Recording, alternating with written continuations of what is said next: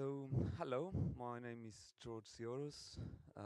This guy here next to me is Filipe Lopes, and on the other end, Gustavo Costa. And we are all very much involved in making music, and we compose, we perform, but we also do research, and we think about music in a more theoretical way. So we are going to present you tonight some of our ideas about music, about making music, ideas that we developed, each one of us individually, but we realized that they have a lot in common. So we decided to join our forces and work together and develop them jointly further. And we used as a vehicle the Srosh Ensemble. Uh,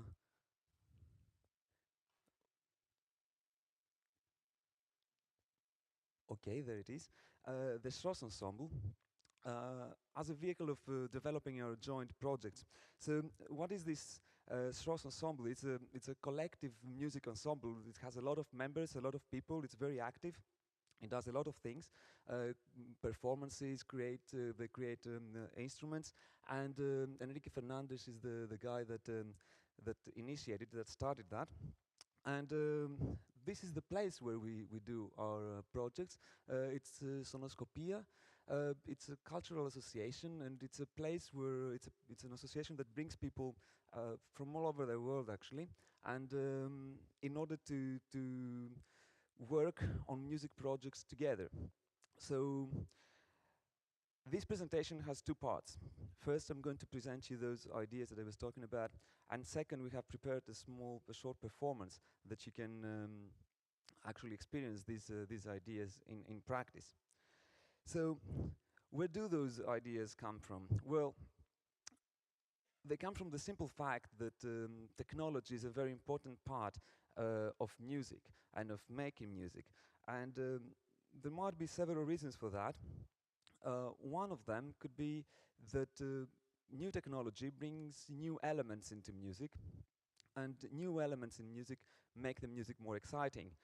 And I think of music a bit as a magic trick. The first time is the first time when you don't really know it, when you don't understand how it works. It's more exciting. But new tricks, they're based on old tricks. But the magician gives them a new twist. So in music, it works the same way. You have to blend new technology and old technology to make interesting and exciting music. So we are doing exactly that. We are trying to blend new and old, but not just in the way we compose music or in the way we perform our music or in the way we collect our music material, but also in the way we use technology, in the way we develop musical technology, in the way we create and we construct our instruments. So what would be today's musical technology? It would be like laptop computers, and tablets, and intelligent systems based on electronics, and all the ways that of making music that they bring with them. And on the other side, we would have more traditional instruments based on acoustics, and they also come with their way of making music. But in the past, going from older to something newer was kind of smoother. Technology was advancing in smaller steps. Now we have this very fast, very rapid advancement of technology, and this blending of old and new becomes a little bit more challenging than before. So we are trying to mix old and new. We are trying to create new instruments. But all those instruments, we're trying to put elements from both worlds, from the new media electronic world, as well as from the acoustic, in each one of those instruments. So I'm going to present you today with three of those projects, three of those instruments that we developed, three of the many that we do, and as an example, and you're going to listen to those in the short performance that follows. So first of all, the acoustic laptop. Well, you can see them over there as well. It's a purely acoustic instrument that borrows ideas from the world of laptop computers. it's totally acoustic. It doesn't have any electronics involved, but it has the form of a laptop computer, and this form suggests to the performer a way of performing that is closer to how a modern electronic musician, let's say, would perform. So Gustavo and Enrique develop these kind of instruments. They gather objects that they are more or less obsolete, and they create these instruments together. These are just a few examples.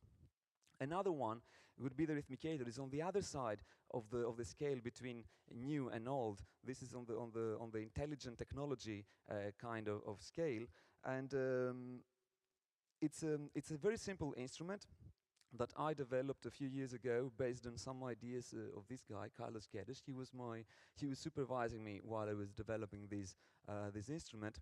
And it's a very simple instrument that generates rhythms, creates rhythms based on simple instructions that the musician can give it. So the musician describes the rhythm that he wants to sound, and he describes that in a traditional way, let's say, not with new terms. So people that have some music formation, they can even recognize on the interface some of those traditional music terms. So where does this intelligence comes from? Well, this intelligence comes from studying the music practice of centuries of composing and performing rhythms, and I took this knowledge and I put it in the form of an algorithm, and I created this new software. But just creating new instruments it's not enough to make music. You need to develop a technique for playing those instruments, and you need to develop and you need to discover those new instruments, and you need to discover the relation between the musical gestures that this instrument allow you and the sonic result that comes from them. And in order to do that, we use improvisation. And this is where the work of Filipe Lopes comes very handy. He created this software. He called it do desenho e do som in perfect Portuguese. And he created the software based, he took basically approaches that traditionally were used in order to make music, like composing and conducting and improvising, and he merged them into this new form of creating music. And he exploited the fact that computers can generate simple graphics very easily and very fast, and they can be controlled in a very easy way. And so the musician can create this kind of graphics and control them in real time, and the performer can follow those as if it was the score, but the performers are now free to interpret them in a more relaxed way. So that leads to a different kind of let's say, improvisation. And we're going to listen just now Filipe giving, let's say, suggesting to Gustavo what to play, and Gustavo is going to start playing, influenced by those graphics generated by Filipe in real time, and I'm going to join them in a few moments, playing with the rhythmicator and some sounds that I have pre-recorded from the acoustic laptops. So enjoy the performance, I guess.